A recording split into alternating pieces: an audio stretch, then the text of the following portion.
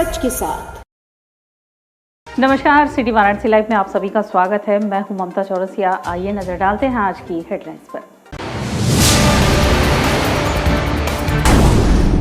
कड़ी सुरक्षा व्यवस्था के बीच शुरू हुआ ज्ञानवापी मस्जिद में सर्वे का कार्य। विरोध करने की हुई कोशिश, पुलिस ने किया विफल। कबीरचौरा इलाके में किराना व्यापारी से 5 लाख रुपए की टप्पेबाजी। पुलिस सीसीटीवी कैमरों की फुटेज खंगालने में जुटी। गहमागहमी के माहौल में संपन्न हुआ उदय प्रताप कॉलेज के छात्र संघ का चुनाव। सुधीर सिंह बने अध्यक्ष।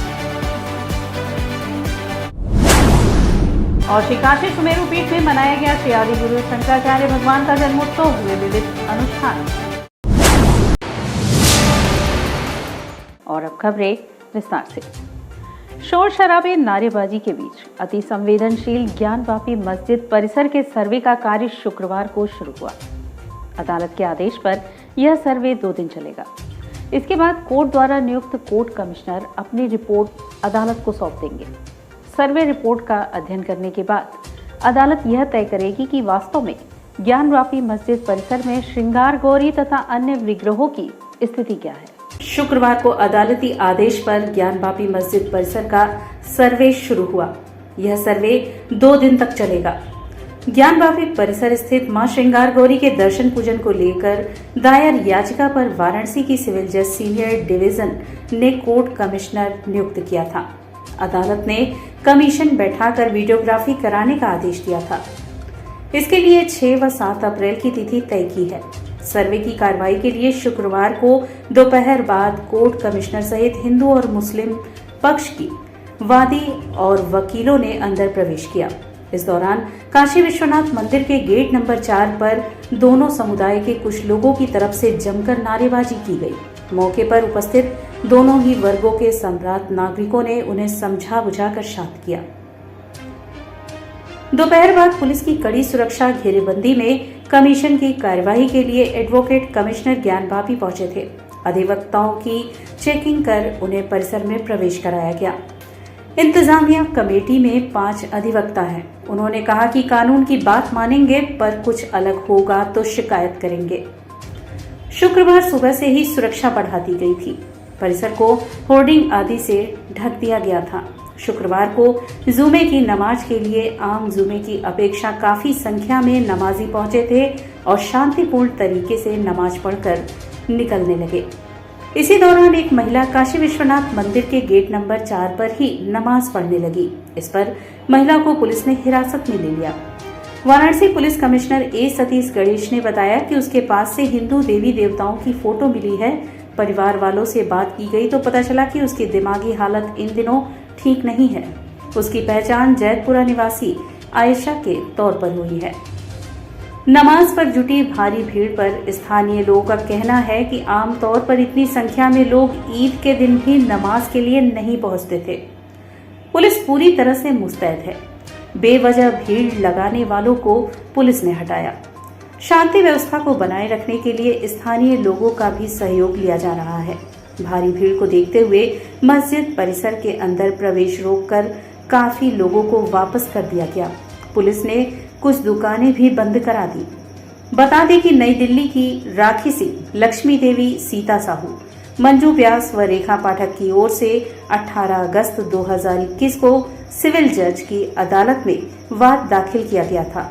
वाद में कहा गया है कि भक्तों को मां श्रृंगार गौरी के दैनिक दर्शन पूजन एवं अन्य अनुष्ठान करने की अनुमति देने के साथ ही परिसर में स्थित अन्य देवी देवताओं के विग्रहों को सुरक्षित रखा जाए। बाद में प्रदेश सरकार के अलावा जिलाधिकारी, पुलिस आयुक्त, अंजुमन, इंतजामिया, मस्जिद कमेटी और काशी विश्वनाथ मंदिर ट्रस्ट को पक्षकार बनाया गया है। इस बात पर मौके की वस्तु स्थिति जानने के लिए जज रवि कुमार दिवाकर की अदालत ने कमीशन कार्यवाही का आदेश दिया है।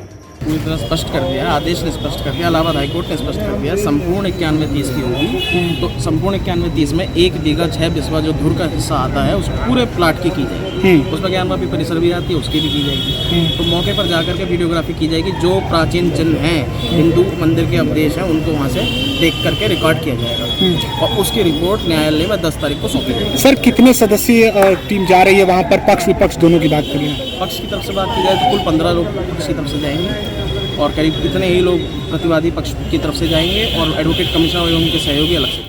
कबीरचौरा क्षेत्र में बदमाशों ने एक किराना व्यापारी के पास से 5 लाख रुपए उड़ाए।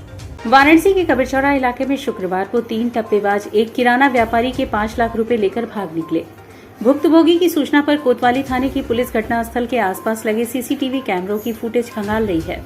बता दें कि इससे पहले भी बीती 24 मार्च को कबीरचौरा इलाके में गाजीपुर के व्यापारी से दिन दहाड़े 8 लाख रुपए की लूट हुई थी। पुलिस ने लगभग 1 हफ्ते की कड़ी मशक्कत के बाद अंतरराज्यीय ईरानी गैंग के 6 बदमाशों को पकड़कर 7,34,000 रुपए बरामद किए थे। आजमगढ़ जिले के महाराजगंज क्षेत्र के सरदहा निवासी किराना व्यापारी रामजन्म चौकाघाट से ऑटो में सवार हुए थे। वह चौकाघाट से विश्वेश्वरगंज मंडी जा रहे थे। उनके पास बैग में पॉलिथीन में 5 लाख रुपए थे। व्यापारी को विश्वेश्वरगंज मंडी में भुगतान करने के साथ ही खरीदारी भी करनी थी। टप्पेबाज भी चौकाघाट से ही रामजन्म के साथ ऑटो में सवार हुए थे।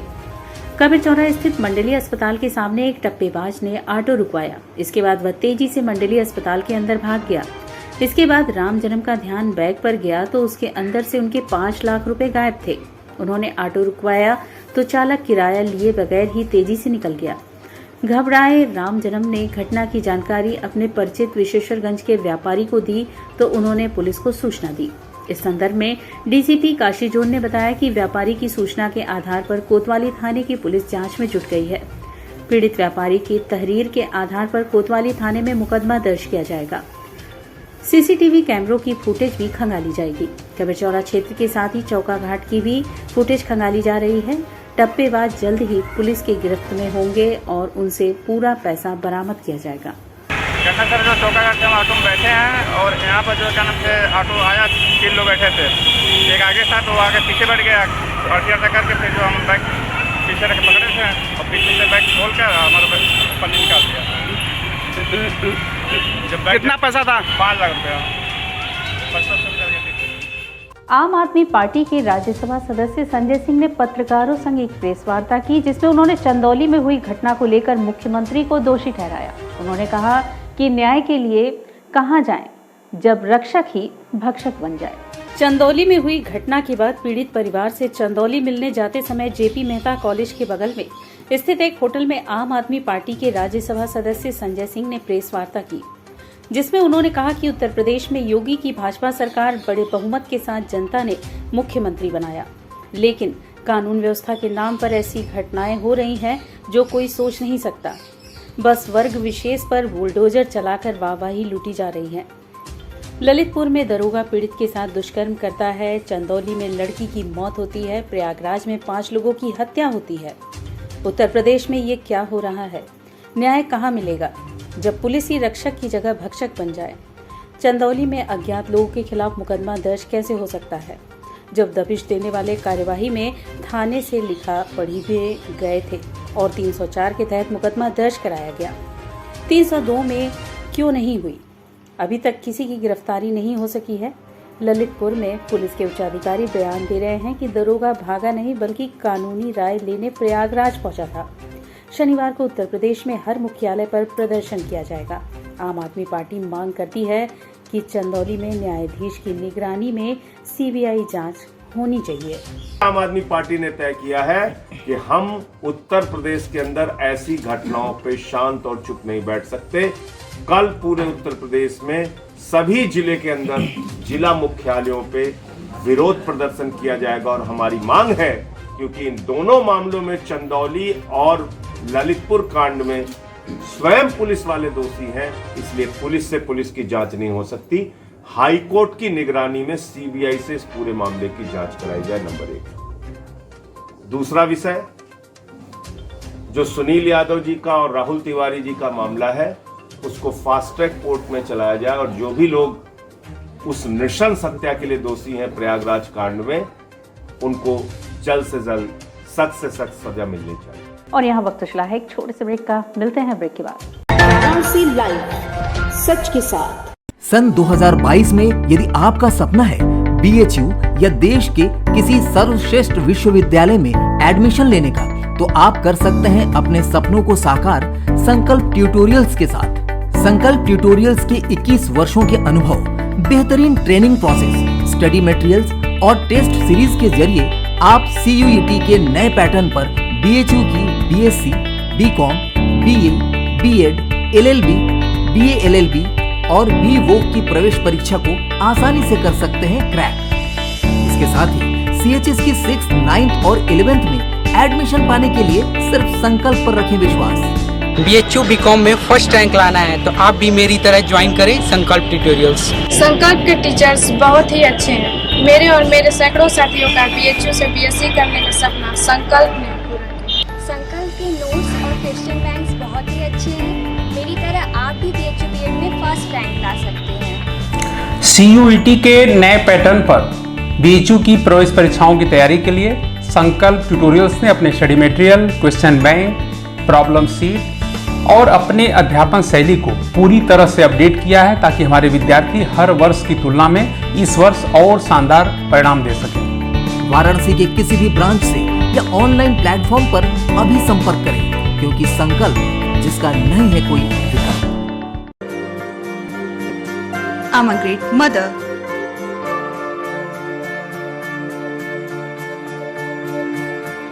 I'm living a life with purpose. Because I'm providing the best education to my child.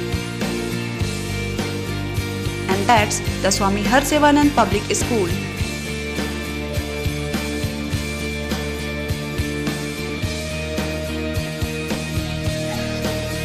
Harsevanand Public School provides value-based education. Admission open for nursery to class 11th. Harsevanand Public School and Hostel, Gadhwaghat, Banpurwa and Jagatganj, Varanasi. Corona virus ने देश में एक बार फिर से रफ्तार पकड़ ली है।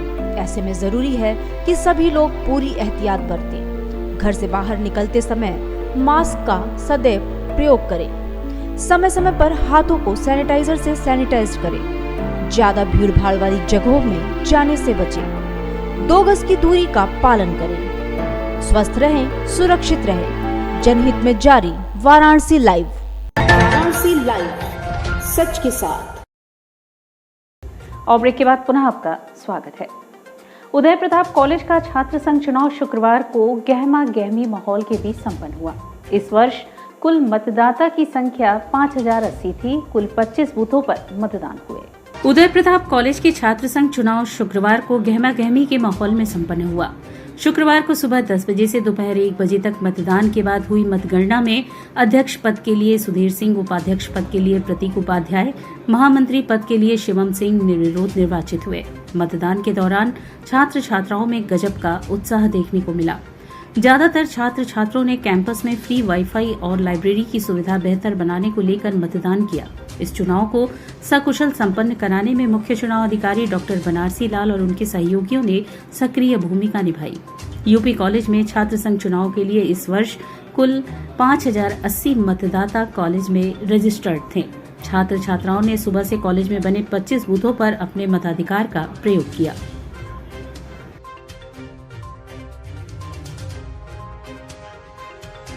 सुमेरु पीठ डुमराव बाग कॉलोनी में श्री आदि गुरु शंकराचार्य भगवान का जन्मोत्सव वैदिक रीति अनुसार धूमधाम से मनाया गया।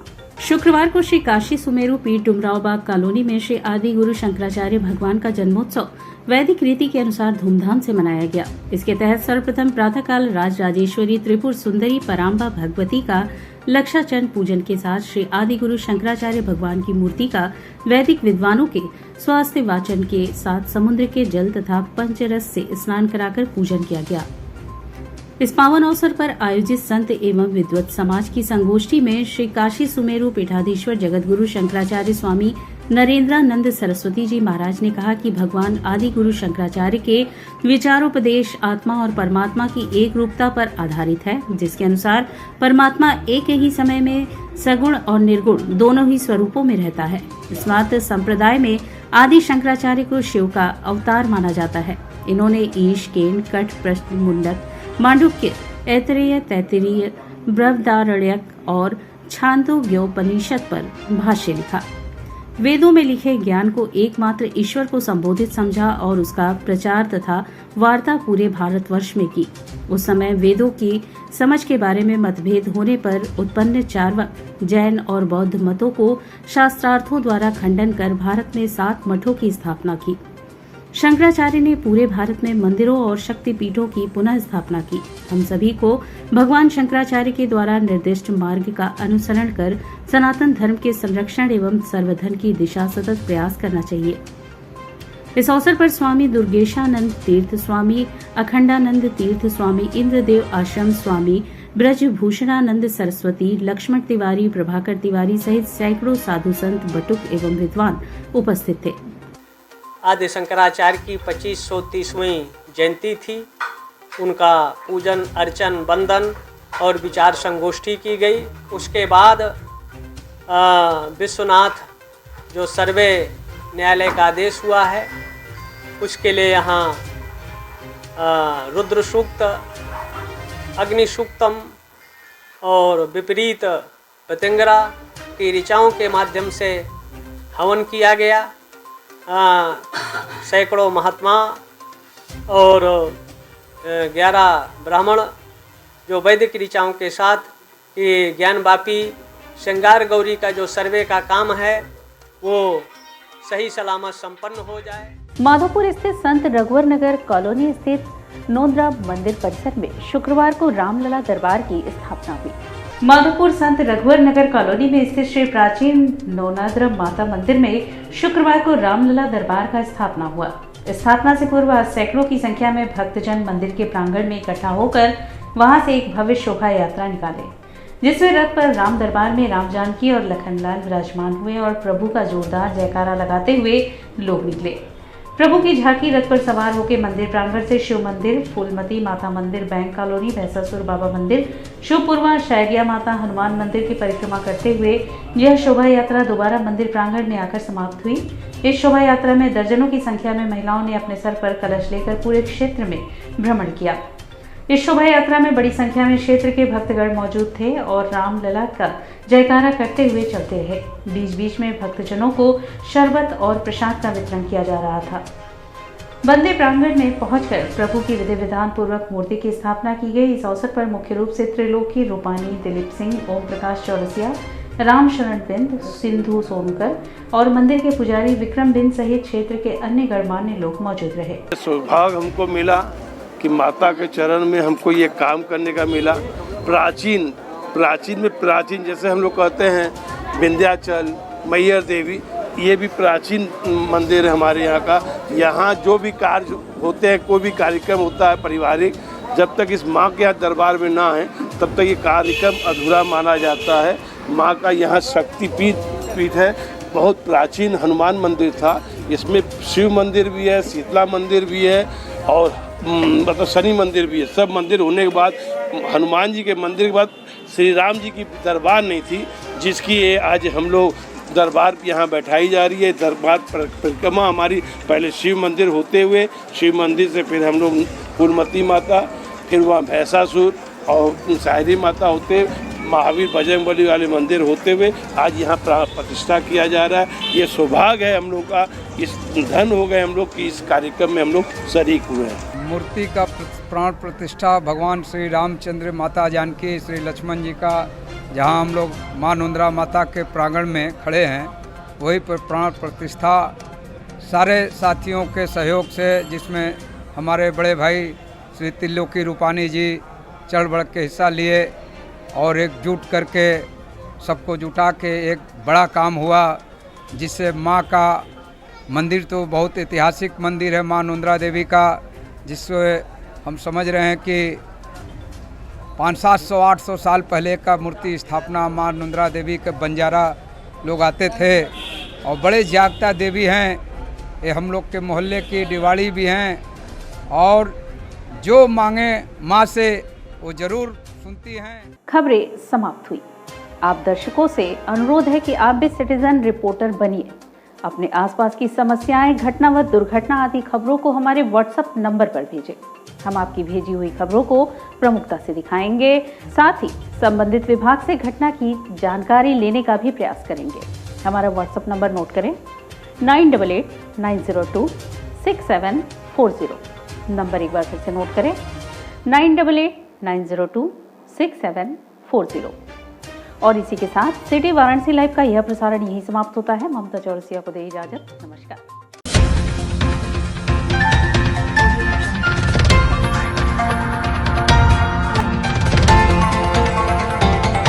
वाराणसी लाइव, सच के साथ।